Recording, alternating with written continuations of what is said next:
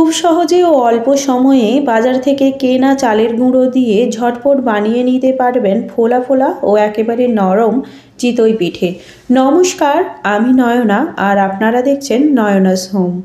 আশা করছি এই ভিডিওটা দেখলে আপনারা বাড়িতেই ঝটপট এই চিতই পিঠা বানিয়ে নিতে পারবেন। এখানে বানানোর জন্য নিয়ে নিচ্ছি 1 কাপ চালের গুঁড়ো।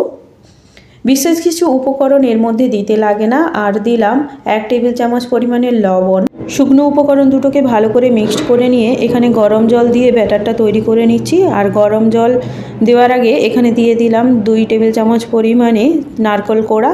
দেওয়ার পর আবারও এটাকে মিক্সড করে নিয়ে গরম জল দিয়ে দিচ্ছি। আর গরম জলটা একেবারে টকবগিয়ে ফোটা গরম জল নয়, আবার একেবারে কুসুম গরম জলও নয়, তার থেকে একটু বেশি দিয়ে এটাকে ব্যাটারটাকে তৈরি করে নিচ্ছি। আর 1 কাপ চালের গুঁড়ো ব্যাটার তৈরি করতে আমার প্রায় 1.5 থেকে 2 কাপ পরিমাণে গরম জল লেগেছে। অবশ্য আমার কাপটা বড় ছিল, আপনারা যেই কাপ মেপে চালের গুঁড়ো নেবেন সেই কাপ মেপেই কিন্তু এখানে জলটা নিয়ে নেবেন, বা আরেকটু যদি বেশি লাগে আপনাদের আরেকটু বেশিও করে নিতে পারেন। আর তবে খুব একটা ঘন হলে কিন্তু ব্যাটারটা চিতই পিঠাগুলো ফুলে উঠবে না।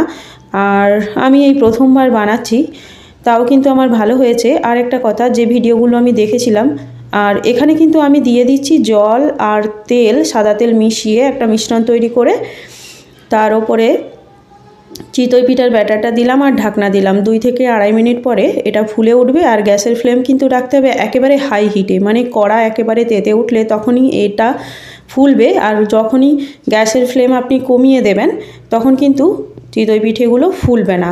আর একটা কথা, যেই ভিডিও দেখেছিলাম আমি সেখানে কিন্তু অনেক ধরনের অনেক কথাই বলেছে যে বেকিং পাউডার ছাড়া ফুলে ওঠে, কিন্তু বেকিং পাউডার ছাড়া আমার প্রথম পিঠাগুলো ফুলে ওঠেনি। সেজন্যে আমি এখানে 1 টেবিল চামচ পরিমাণে বেকিং পাউডার দিয়ে আবারও ব্যাটারটাকে একটু পাতলা করে নিয়েছি। নেওয়ার পরে এভাবে করছি, আর প্রত্যেকটা পিঠা কিন্তু আমার ফুলে উঠেছে। বেকিং পাউডার ছাড়া করার চেষ্টা করবেন না, চাইলে আপনারা বেকিং পাউডার দিয়ে এইভাবে পিঠেগুলোকে বানাবেন।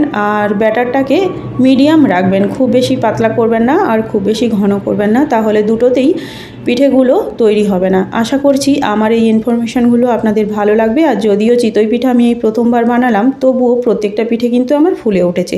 আমার ভিডিওটি দেখার জন্য আপনাদের অনেক অনেক ধন্যবাদ।